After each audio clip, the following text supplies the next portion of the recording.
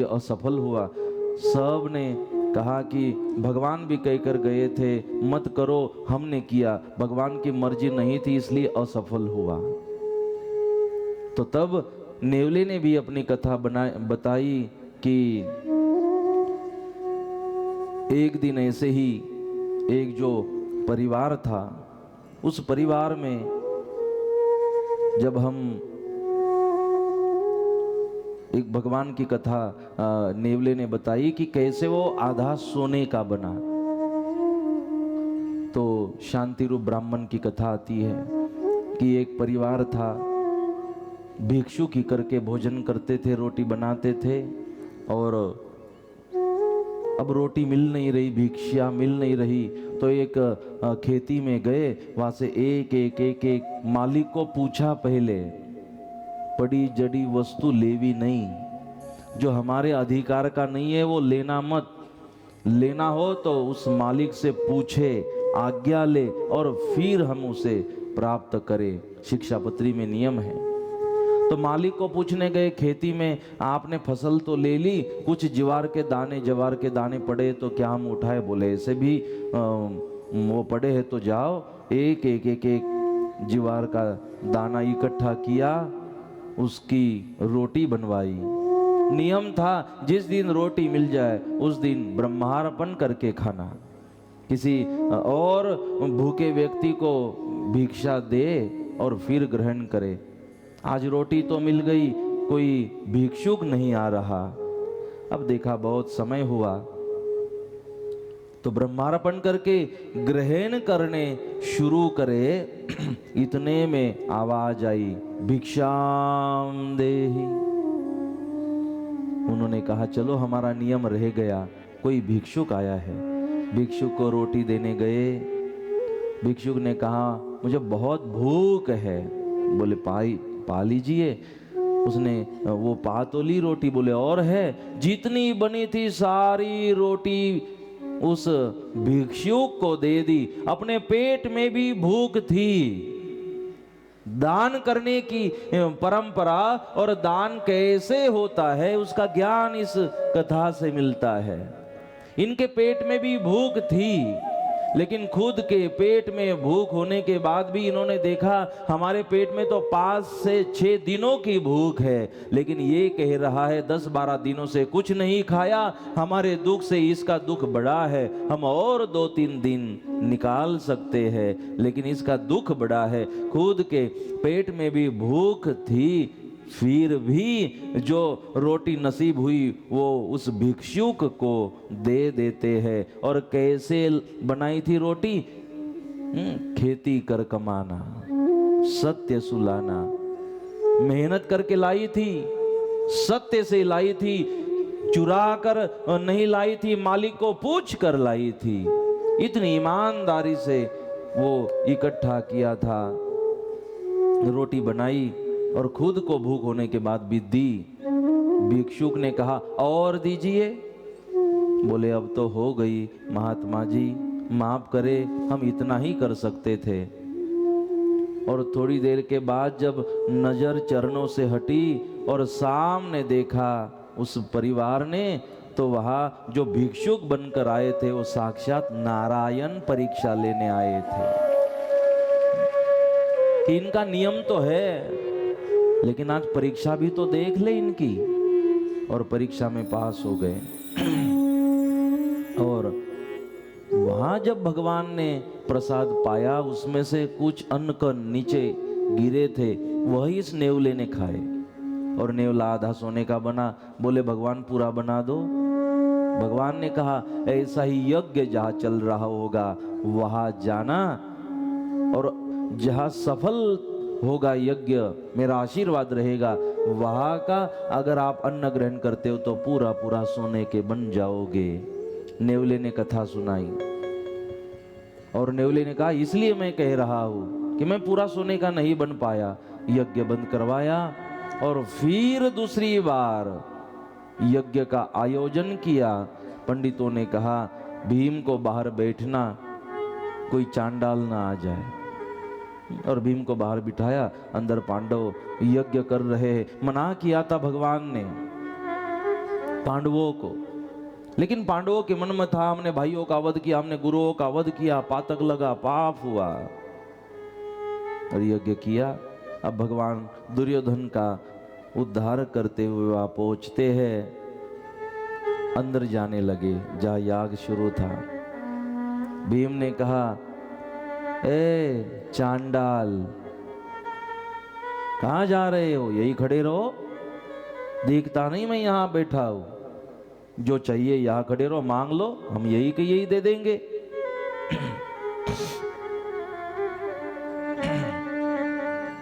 अंदर क्यों जा रहे? जो चाहिए यहां खड़े रहो और मांग लो। बोले क्यों, हम अंदर नहीं जा सकते? हमें युधिष्ठिर को मिलना है, धर्मराज को मिलना है। बोले आप नहीं मिल सकते, आपको अंदर जाना मना।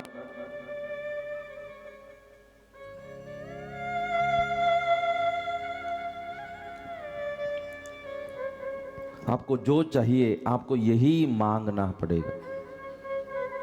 क्यों, हम धर्मराज को क्यों नहीं मिल सकते? हम अंदर क्यों नहीं जा सकते? बोले चांडाल जो हो।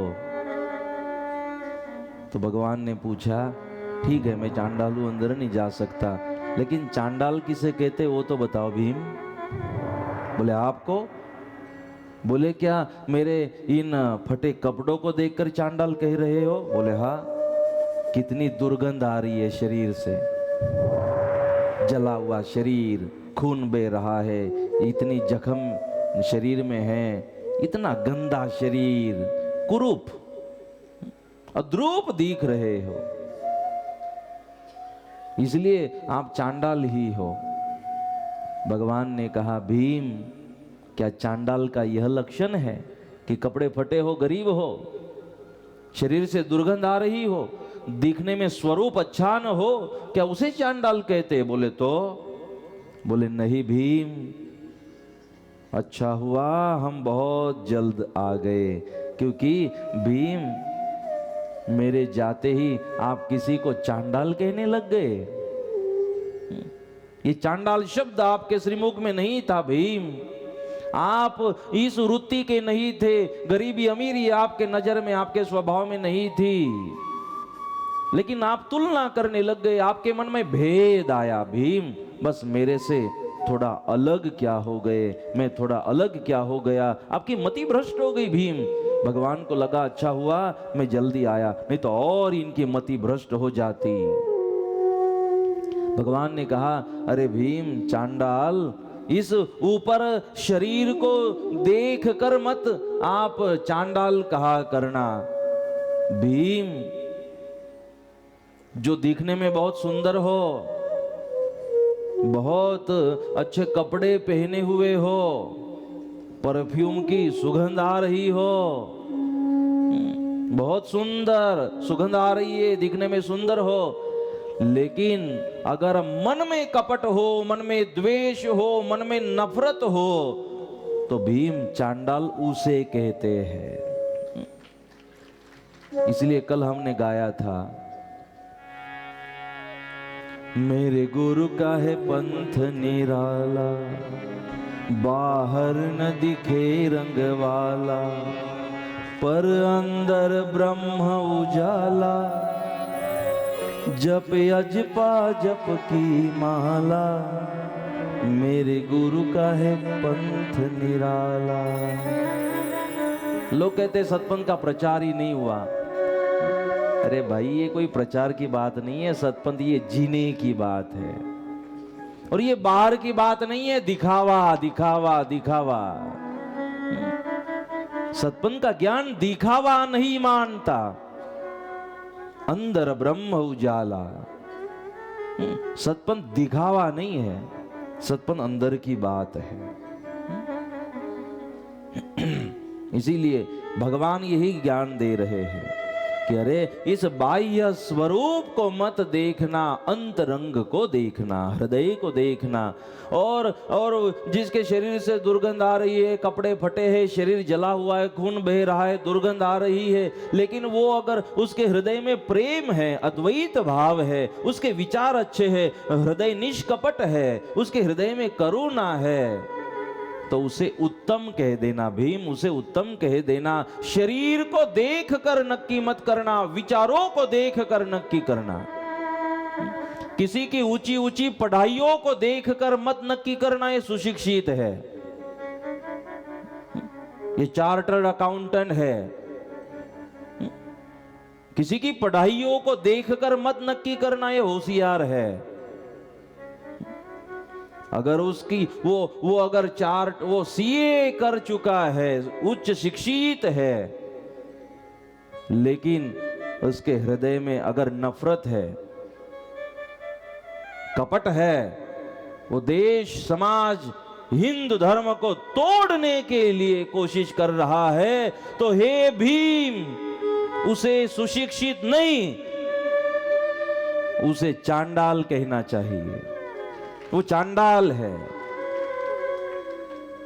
क्योंकि सुशिक्षित बनने के साथ सुसंस्कारी भी तो बनना जरूरी है। क्या हम बहुत लिख पढ़ गए? हाँ, लिखा पढ़ा तो ओसामा बिन लादेन भी था, वो भी लिखा पढ़ा था। आप गूगल पे जाइए और कैसे उसने अटैक किया, कितना दिमाग था ओसामा बिन लादेन के पास, क्या क्या कर दिया उसने। पायलट से लेके उसने पायलट की ट्रेनिंग करवाई, उनको अपॉइंट करवाया वहां अमेरिका में। कितनी हमें तो इतना लगा कितना माइंड होगा इस व्यक्ति का, ओसामा बिन लादेन का। वहां हम खुद जाके वहां हमने वो टावर भी देखे, दोनों जो गिरे उसमें से एक बना वापस, और एक में सबकी स्मृतियों की तख्तियां लगाई है, जो फ्लाइट में थे, जो मर गए उसमें। कितनी पढ़ाई थी इस ओसामा बिन लादेन की, गजब की थी, गजब माइंड इसका, कि दोनों कितना नियोजन उसका। लेकिन इतनी पढ़ाई होने के बाद नाश करने में, दुनिया का नाश करने में बुद्धि का उपयोग किया। कोई उसका नाम लेना आज पसंद नहीं करते। थी बुद्धि, लेकिन बुद्धि का उपयोग नहीं कर पाया। लेकिन उसी तरह हमारे पूर्व राष्ट्रपति एपीजे अब्दुल कलाम, शिक्षण भी था और शिक्षण के साथ संस्कार भी थे। तो अपनी पढ़ाई को, देश को बनाने में आज अणु की जो ताकत है वो अगर मिली होगी तो एपीजे अब्दुल कलाम की देन है, इस देश को, भारत माता को। जो अण्वास्त्र है, ताकत दोनों के पास थी, होशियार दोनों थे। एक ने नाश करने के लिए उपयोग किया, वो चांडाल है। जो अपनी क्षमताओं का उपयोग, अपने ज्ञान का, अपनी पढ़ाई का उपयोग विनाश के लिए करते हैं, वो चांडाल है। और अपने ज्ञान का, अपनी कलाओं का, अपनी क्षमता का उपयोग देश, धर्म और समाज के निर्माण में कराते हैं भीम, उन्हें उत्तम कहना, उन्हें उत्तम कहना चाहिए। अब ये चरित्र बहुत बड़ा है, सवाल जवाब बहुत है इसमें, भगवान बुद्ध और भीम के बीच में, लेकिन सारांश हमने आपको दे दिया कि चांडाल वो है, दिखने में तो सुंदर है लेकिन मन कपटी है। इसलिए ये कभी कभी जो 4-5 कपटी है ना, ये 4-5 कपटी जब भेगा हो जाते हैं तब एक कप टी शांति से नहीं पीते। ये 4-5 कपटी,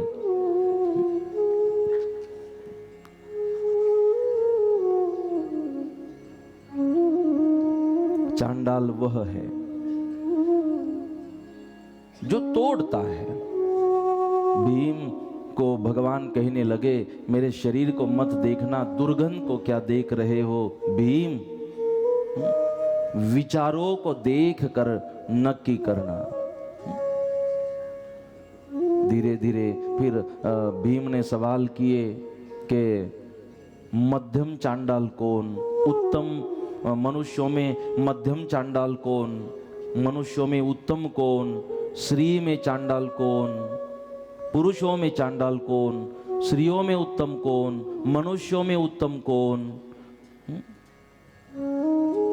पशुओं में चांडाल कौन, उत्तम कौन।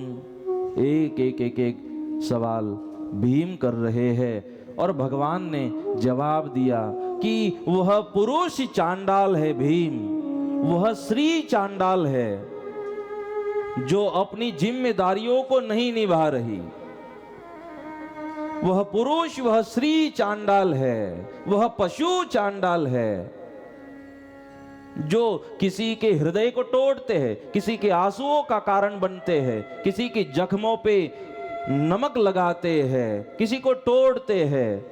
वह चांडाल है, चाहे दिखने में कितने सुंदर हो, लेकिन वह सब चांडाल है जो किसी की भावनाओं से खेलते हैं, जो किसी को रुलाते हैं।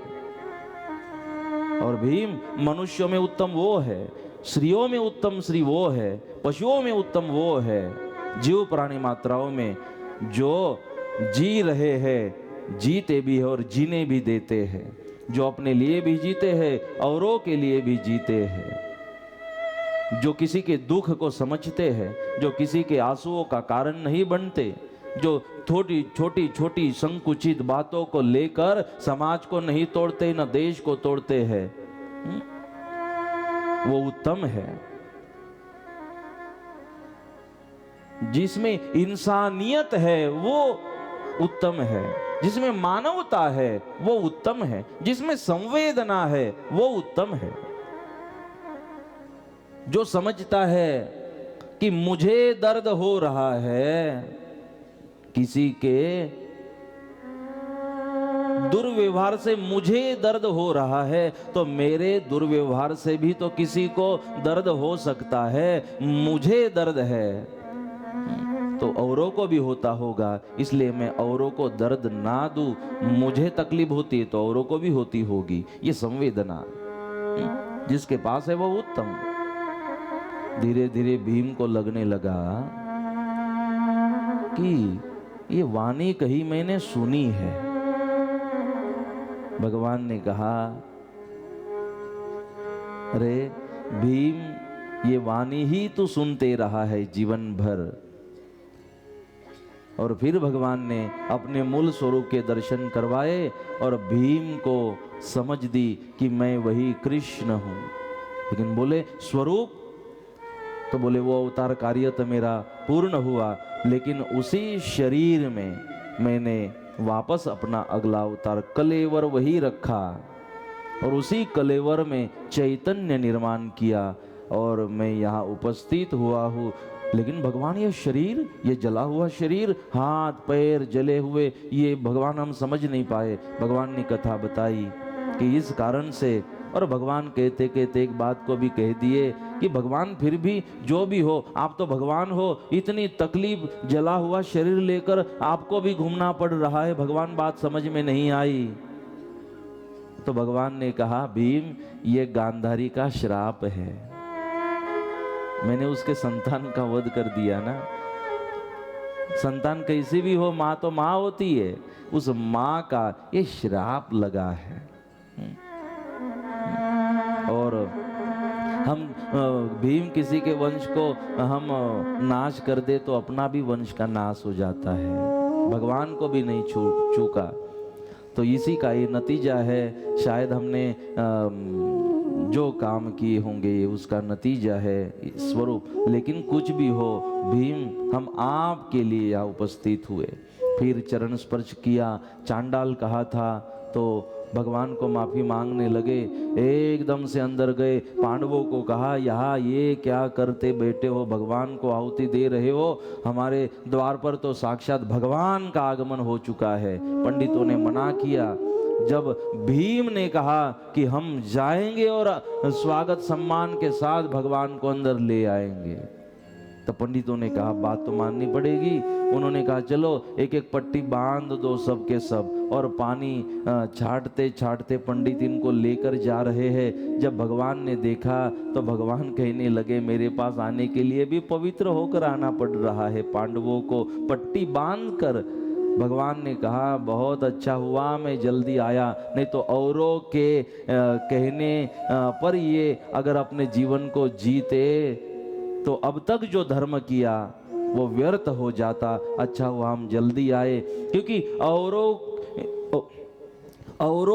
औरों के कहने से ये पट्टी बंध गई थी पांडवों के आंखों पर। होता भी ऐसे ही है कि और लोग सतपंथ के बारे में गलत कहते और कुछ लोगों के आंखों में पट्टी बंध जाती है। भगवान के पास ले गए, लेकिन जैसे ही भगवान के पास गए, पट्टी जो बांधी थी अपने आप खुल गई। चमत्कार हुआ। भीम ने भगवान के दर्शन करवाए और भगवान को अंदर ले आए। पांडव सिंहासन पर बिठाया, चरण स्पर्श किया, प्रणाम किया। भगवान ने अनुभूति कराई कि मैं वही कृष्ण हूँ। और फिर भगवान की पूजा अर्चा करने के बाद पांडवों ने भगवान को प्रसाद धराया। भगवान ने जो प्रसाद ग्रहण किया, तब भगवान को भूख थी और प्रसाद ग्रहण कराया भाव के साथ, तब कुछ अन्न के कण नीचे गिरे। अब ये नेवला तो देख ही रहा था, कहा मैं कब सोने का बनूं, कब मेरा उद्धार हो जाए, कब मेरा उद्धार हो जाए। जामरेला कथा है तो सुन लूँ, खेड़ ब्रह्मा कथा है तो सुन लूँ, पावन धाम में कथा है वो भी सुन लूँ, नहीं जा पाया तो यूट्यूब में सुन लूँ। वो तो नेवले तो ढूंढते ही रहते, कहाँ सत्संग है, कहाँ मौन साधना चल रही है, कहाँ 40 दिन का अनुष्ठान चल रहा है, कहाँ मौन साधना है, कहाँ सत्संग है, कहाँ क्या है। नेवले तो ये जो जिनको उद्धार करना है वो तो ढूंढते रहते हैं कि कहाँ जाने से उद्धार होगा। ये नेवला तो जगह ढूंढ रहा था, वहां आया, कुछ अन्न के कण जैसे ग्रहण किए, पूरा सोने का बना। युधिष्ठिर को कहा कि ये जो यज्ञ किया ना, अब आपने धर्मराज देखो उसकी ताकत कितनी है, मैं पूरा सोने का बन गया। और अब यज्ञ कौन सा करवाया था युधिष्ठिर ने? एक भूखे व्यक्ति को निष्काम भाव से भोजन कराया था। हाँ, मेरे सद्गुरुदेव का कहना है, इस कलयुग में बड़े से बड़ा कोई याग होगा तो याग है भूखे को रोटी खिलाना। ये याग कलयुग में है, अन्नदान। अन्नदान जरूर करे, लेकिन उन्हें जिनके पेट में भूख है। तो अन्नदान कराया, इसे याग कहा, अन्नदान, भूखे को रोटी खिलाए। भगवान ने उन्हें कहा, पांडवों को आपको यहाँ से अब प्रस्थान करना चाहिए। हम इसलिए उसी कलेवर में चैतन्य हमने धारण किया और उसी कलेवर में हम वापस आए। इतनी जल्दबाजी हमें इसलिए थी पांडवों कि अब बस कलियुग आने वाला है। भगवान का यह जो अवतार है वो संधि काल में हुआ है, द्वापर युग का अंतिम समय और कलियुग की शुरुआत। संधि काल में अवतार हुआ। भगवान ने कहा कलियुग आने से पहले आपको निकल जाना चाहिए। बोले क्यों? तो कलियुग का वर्णन भगवान करते हैं कि कलियुग में ऐसा घोर कलियुग आएगा। पांडवों को कहा कि फिर आप आपका सत्व रख नहीं पाओगे, भ्रष्ट हो जाओगे उसके प्रभाव में आकर। इसलिए आप यहाँ से अब राज वैभव सब छोड़ दो, हिमालय में आप जाइए और अंतिम श्वास तक, अंतिम समय तक भगवान का नाम संकीर्तन करिए। भगवान का स्मरण करते करते प्राण छूटने चाहिए। कलयुग आने से पहले कलयुग का वर्णन किया कि कलयुग में बहुत कठिन होगा इस वातावरण में रहना। इतनी नफरत होगी, इतना द्वेष होगा, इतना सब भगवान के नाम से दूर ले जाने की कोशिश होगी। हमारे मनों में भ्रम, हमारे मनों में भ्रांति, हमारे मनों में संशय निर्माण करने का काम कालिंगा के चले इस कलयुग में करेंगे। इसलिए मन में अभाव भी आ सकता है। वर्णन है, कालिंगा आने से पहले कालिंगा के चले आएंगे, जो आ भी गए। कालिंगा के चले जो आने वाले थे आ भी गए। भगवान ने उपदेश किया। अब भीम का एक प्रश्न था, बोले भगवान बहुत सारे सवाल तो पूछ ले, एक बाकी रह गया। बोले आखिरी दिन है, पूछ ले। आखिरी दिन में भी 1 घंटा बाकी है, पूछ ले, कोई मन में रह न जाए। तो भीम ने एक सवाल किया कि भगवान अगर कलयुग आने वाला था और आप चाहते थे कि हम हिमालय निकल जाए, तो भगवान युद्ध करने से पहले बोल देते कि युद्ध करो मत, और कलयुग आने वाला है तो हम युद्ध नहीं करते, ये हत्याएं नहीं होती और हम हिमालय चले जाते। अब हमें 5 गांव नहीं दे रहे थे कौरव, इसलिए हमने युद्ध किया, उनका वध कर दिया। सारा वैभव मिला। अब सब इतनी मेहनत के बाद, खून खराबा करने के बाद, रात दिन युद्ध करने के बाद ये सब कुछ मिला और आप बोलते हो इसे छोड़ दो। तो पहले बोलते भगवान तो हम पहले भी निकल जाते। अब ये सब मिला और बोलते हो छोड़ दो। भगवान ने कहा देखो भीम, तब अगर आप, मैं कहता तो आप निकल जाते, लेकिन तब आपने हिमालय में निकलना गलत था, क्योंकि आप क्षत्रिय हो भीम। और तब आपने नाम स्मरण करने के लिए निकल जाना, राज्य को छोड़ देना गलत था, क्योंकि आप क्षत्रिय, और क्षत्रियों का धर्म होता है भीम। जब तक दुशासन जैसे लोग जी रहे हैं तब तक क्षत्रियों का धर्म होना चाहिए। उसका वध करना उसकी माला है क्षत्रियों की, उसका विनाश करना माला है, भक्ति है, साधना है, जप है, तप है। अरे भीम, पांडव पांच पांडवों की पत्नी द्रौपदी का वस्त्र हरण होता है दुशासन के द्वारा। तो जब पांडव निकल जाते हिमालय में और ये दुशासन दुर्योधन जिंदा रहते, तो क्या द्रौपदी को जिन्होंने नहीं छोड़ा, क्या वो माता बहनों को छोड़ सकते थे? कितना कितना नाश कर देते भीम। इसलिए क्षत्रिय होने के नाते हमने पहले आपके धर्म का पालन आपके द्वारा करवाया, आपकी जिम्मेदारी को पहले पूरा करवाया, आपके जो कर्तव्य है, स्वधर्म है, उसका पालन हमने पहले आपसे करवाया। और वो पालन, क्षत्रिय धर्म का पालन, वो कर्तव्य आपने पूरा करने के बाद अब आप भगवान की भक्ति करने के लिए योग्य हो। मेरे सदगुरुदेव का इस दृष्टांत कथा के माध्यम से एक संदेश है हम सब के लिए। जरूर भक्ति करिए, जरूर नाम, साधना, जप, तप, कथा, श्रवण, ये सब करिए, इसीलिए जीवन है। लेकिन हाँ, मेरी भगवत गीता भी कर्म प्रधान है, कर्म प्रधान है। कर्म को भी योग कहा गया। हम अपने कर्तव्यों को भूल कर भक्ति नहीं कर सकते। हमारे बूढ़े माँ बाप तरस रहे हैं, प्यास लगी है, और क्या हम कहेंगे हम माला कर रहे हैं, हम 1 घंटे बाद आपको जल पिलाएंगे? नहीं। जब माँ बाप को प्यास लगी हो तब माँ बाप को जल पिलाना यह पहली माला होनी चाहिए। ये पहली हमारी जप, और क्योंकि कर्तव्य पहले है, हमारी जिम्मेदारी पहले है। एक बात याद रखना, शायद मेरी कुछ बातें कड़वी भी आ रही है, लेकिन आप जिस परिवार में रहते हो, क्या पूरा परिवार, सास हो तो बहू, बहू हो तो सास, पति हो तो पत्नी, पत्नी हो तो पति, भाई हो तो भाई, बहन हो तो बहन भाई, विवाही वेवन, ये सारे जो रिलेशन है ना, आप जिस परिवार में हो, क्या पूरा परिवार सास बहू से खुश है, बहू सास से खुश है? अगर दोनों एक दूसरे से खुश है, अगर दोनों एक दूसरे की जिम्मेदारियां निभा रही है, तो हाथों में माला पकड़ने का मतलब है। नहीं तो आप ओवर एक्टिंग कर रहे हो, आप दिखावा कर रहे हो, आप बगला भक्ति कर रहे हो, आप दिखाना चाहते हो, अंदर से तो गालियां एक दूसरे को दे रही हो और ऊपर से माला पकड़ रही हो। ये दिखावा है, ये छलावा है। हम अपने आप से ये नाटक कर रहे हैं, फंसा रहे हैं।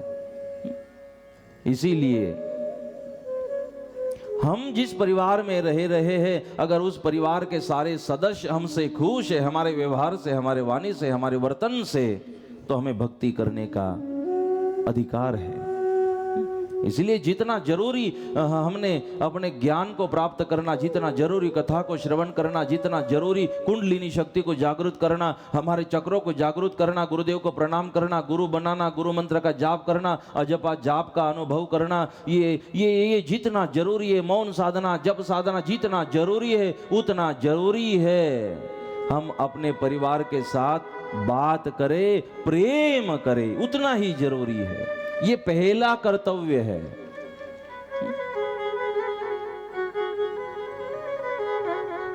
घर वाली मां को रुलाए और मंदिर वाली मां को चुनरी चढ़ाए, वो मंदिर वाली मां खुश तो नहीं होगी, खपा जरूर होगी। घर वाली मां को हम रुलाएंगे और वहां चुनरी चढ़ाने जाएंगे मां को।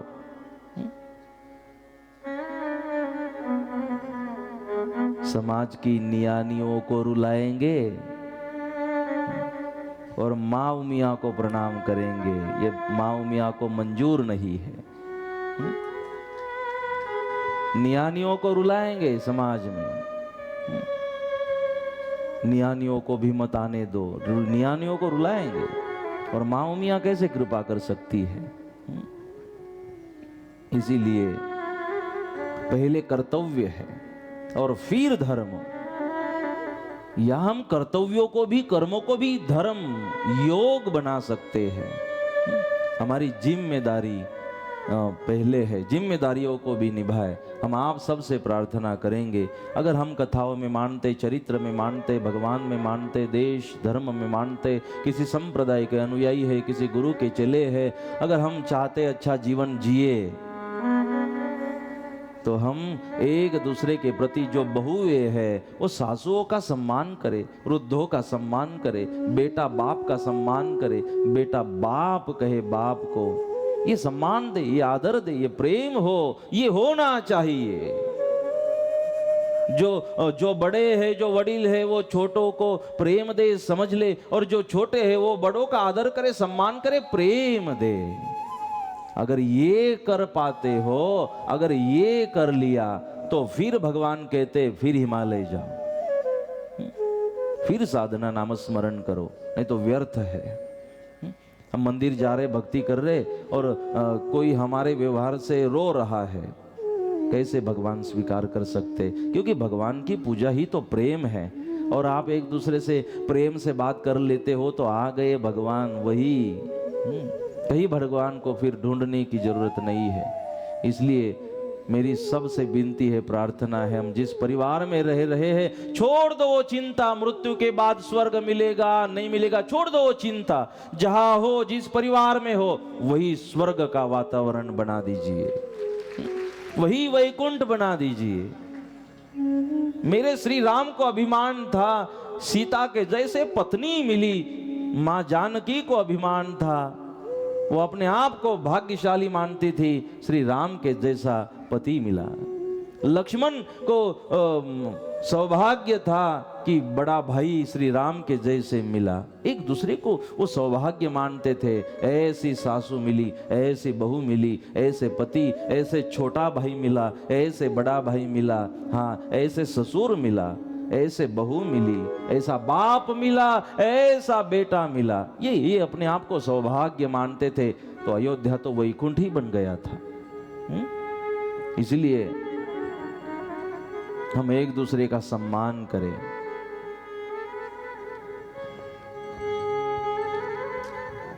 कुछ बातें हमने आपका एक परिवार का ही सदस्य हूं, इस अधिकार से हमने कुछ बातें कही।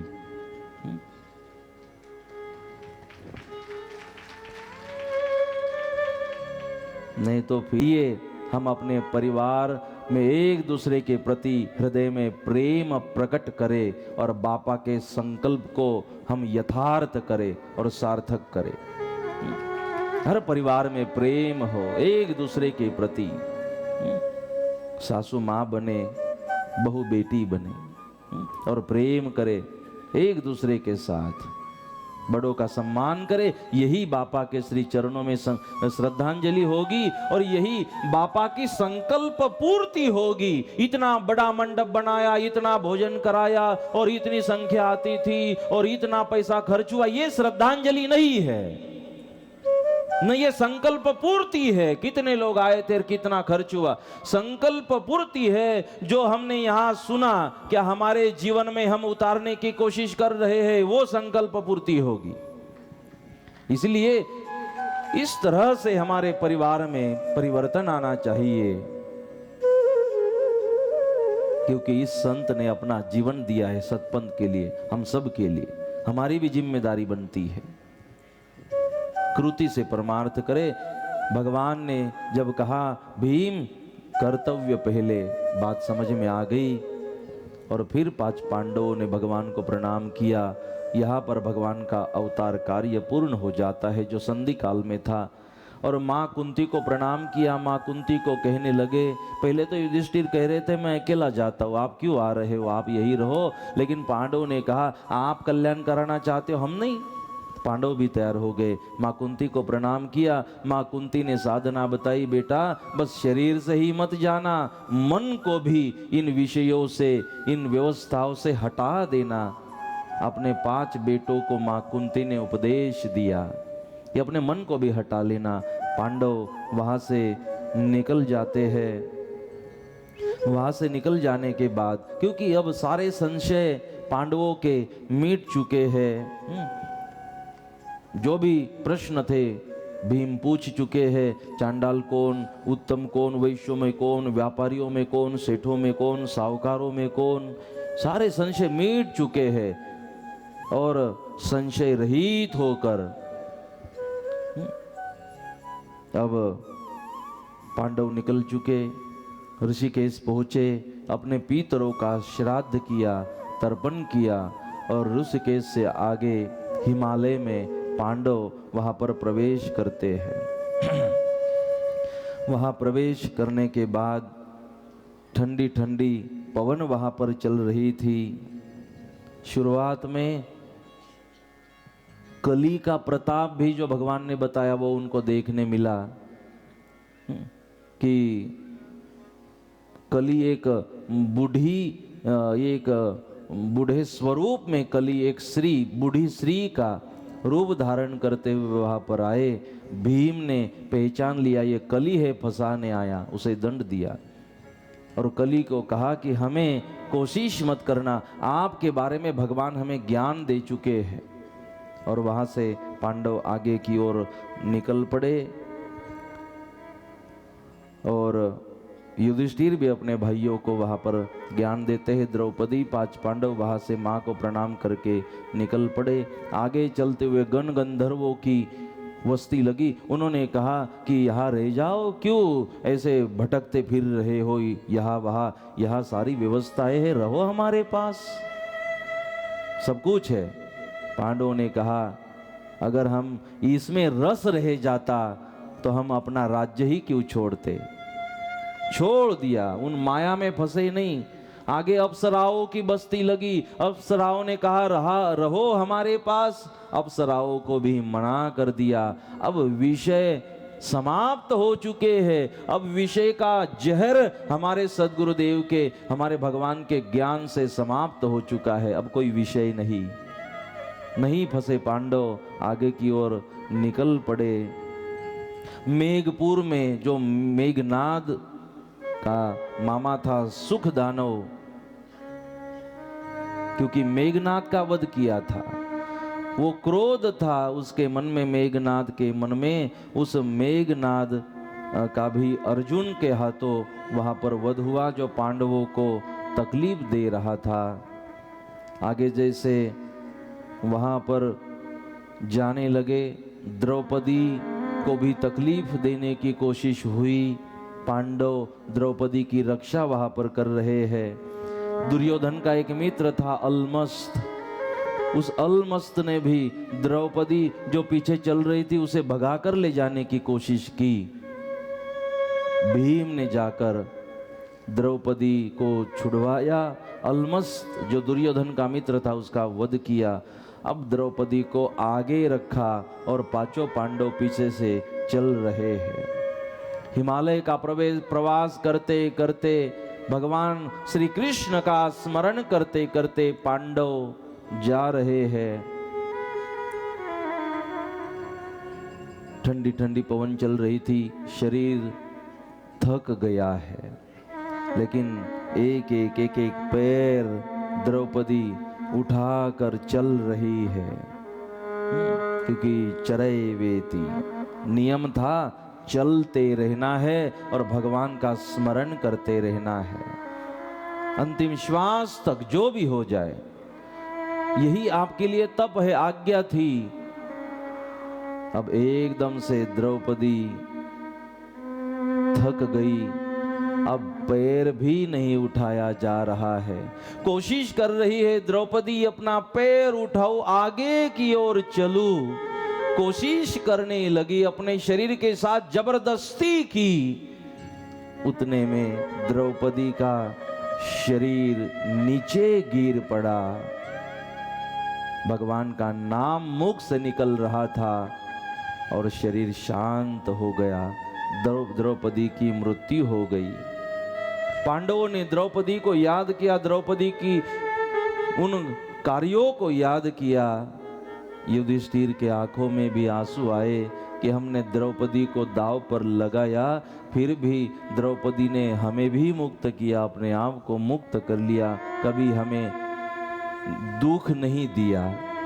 5 पांडवों ने द्रौपदी का स्मरण किया, वह द्रौपदी का अंतिम संस्कार करवाया।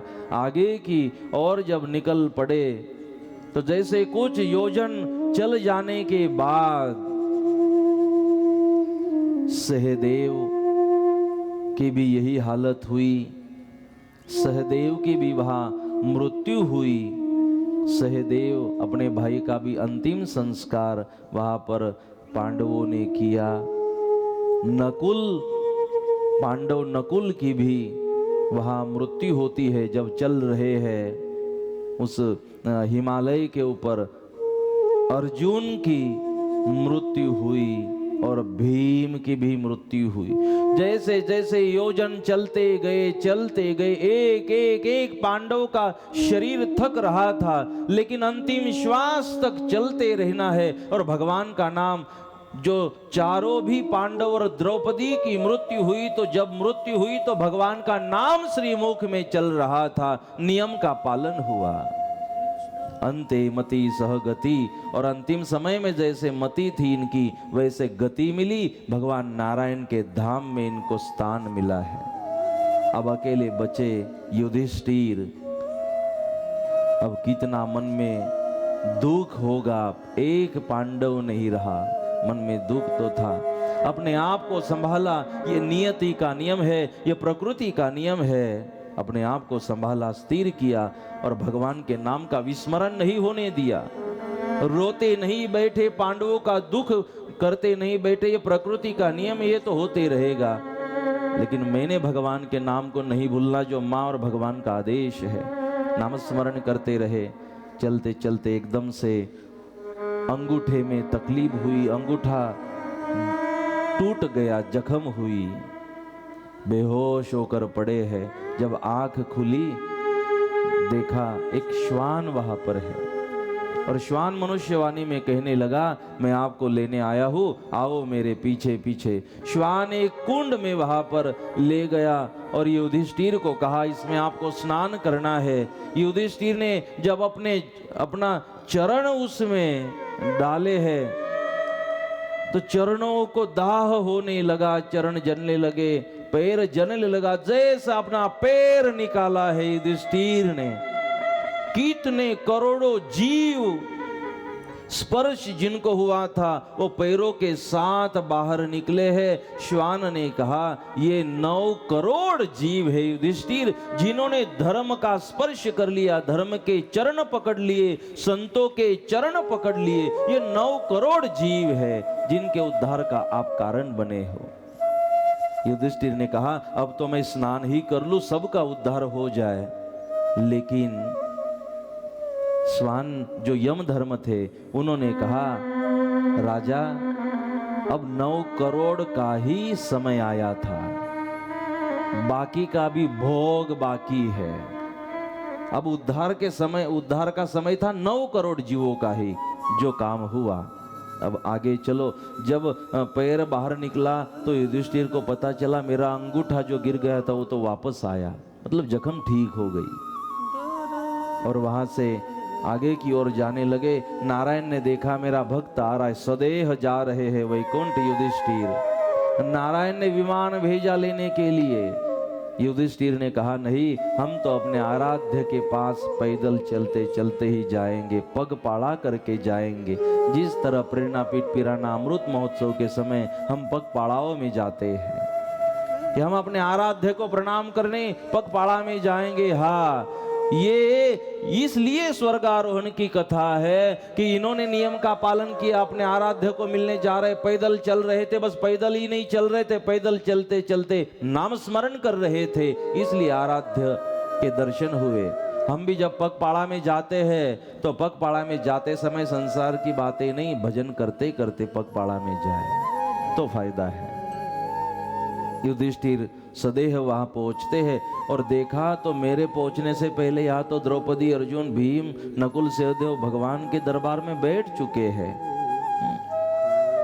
सदैव वहां पहुंचे, नारायण ने गले लगाया, नारायण ने आशीर्वाद दिए और पांडवों को उपदेश नारायण करते हैं, उद्धार किया और कहा, पांडवों आपके मन में थोड़ा रह गया कि राज्य करना है, तो हम आपको आशीर्वाद दे रहे हैं।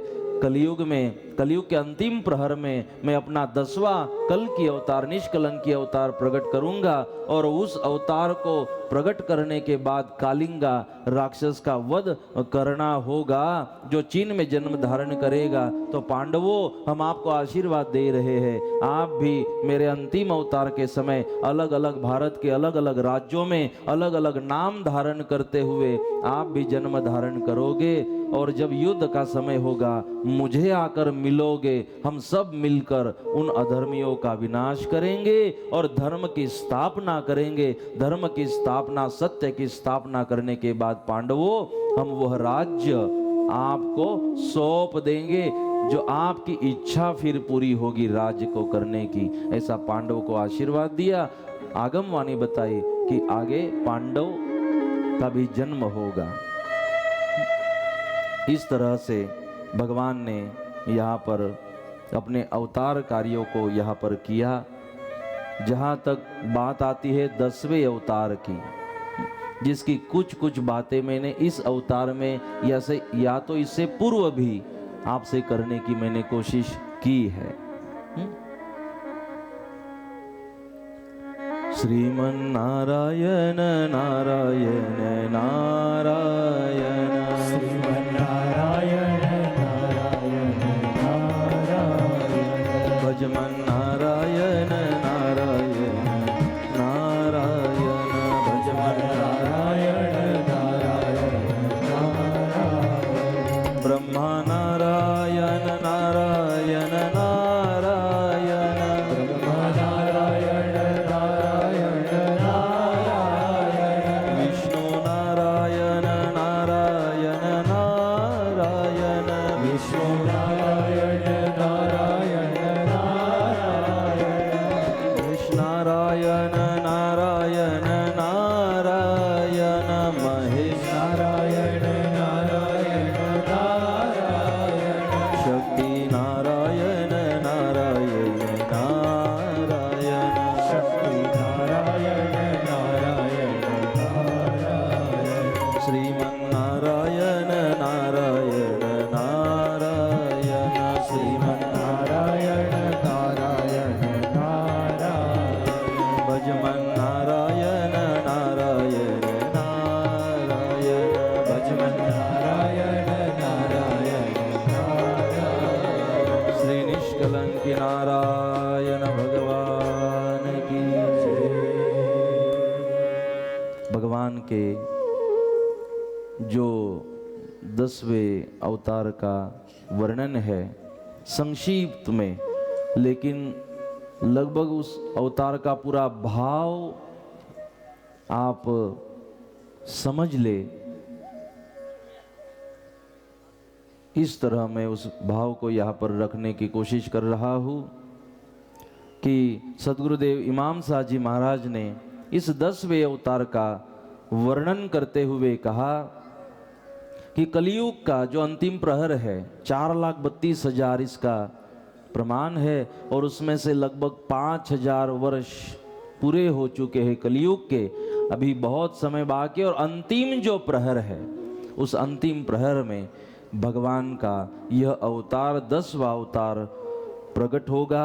उससे पूर्व आगमवाणी भगवान ने बताई कि जो भारत देश है, इस भारत देश का जो प्रमुख शत्रु होगा वो महाचीन होगा।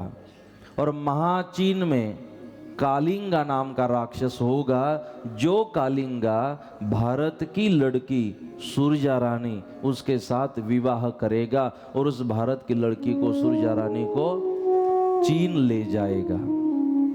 अब ये भारत की होने के नाते भारतीय परंपरा के ऊपर इसकी श्रद्धा है, विश्वास है, लेकिन वहां कालिंगा करने नहीं देगा और उसे वहां पर प्रोत्साहित करने के लिए, आशीर्वाद देने के लिए कि किसी भी हालत में भगवान के नाम को छोड़ना मत, तो सद्गुरु शूक स्वरूप लेकर भारत के संत शूक स्वरूप में महाचीन जाएंगे। चीन में जाने के बाद वहां सुरजा रानी की मुलाकात करेंगे। मूल स्वरूप में आकर वहां शूक स्वरूप सद्गुरु वहां सुरजा रानी को ज्ञान देंगे, आत्मज्ञान देंगे और कलियुग में जो धर्म और अधर्म है उस धर्म अधर्म का ज्ञान सुरजा रानी को वहां पर देंगे। कमला कुंवर को भी वहां पर धर्म अधर्म का ज्ञान शूक स्वरूप सद्गुरु वहां पर देंगे और उनको वहां पर जो सतपंथ है, सत्य का पंथ है, उस सतपंथ का भी ज्ञान देने की सद्गुरु कोशिश करेंगे। वहां उनको समझ देंगे कि ये दो मार्ग है, श्रेय मार्ग और प्रेय मार्ग। प्रिय मार्ग का मतलब है सुरजा रानी कमला कुंवर, हमें जो प्रिय है वो करते रहना प्रिय मार्ग है। अगर हमें जो प्रिय है वो करते रहे तो हमारा विनाश हो सकता है, लेकिन श्रेय मार्ग पर अगर हम चलते हैं तो हमारा उद्धार होता है। इसलिए प्रिय मार्ग जो हमें प्रिय लगे उस मार्ग से नुकसान है, लेकिन अगर हम श्रेय मार्ग से चलते हैं, श्रेय मार्ग का मतलब है स्वयं तक ले जाए, वह श्रेय मार्ग। मैं सतपंथ का जो ज्ञान है वो संक्षिप्त में आपसे कह रहा हूं, सारांश। दो मार्ग है, प्रिय जो हमें प्रिय लगे, श्रेय मार्ग जो स्वयं तक ले जाए। हे सुरजा रानी कमला कुंवर, हम इस श्रेय मार्ग पर चलने की कोशिश करें। हमें जो प्रिय है वो वैसे मत करिए जो वेदों ने बताया, जो महापुराणों ने बताया, जो उपनिषदों ने बताया।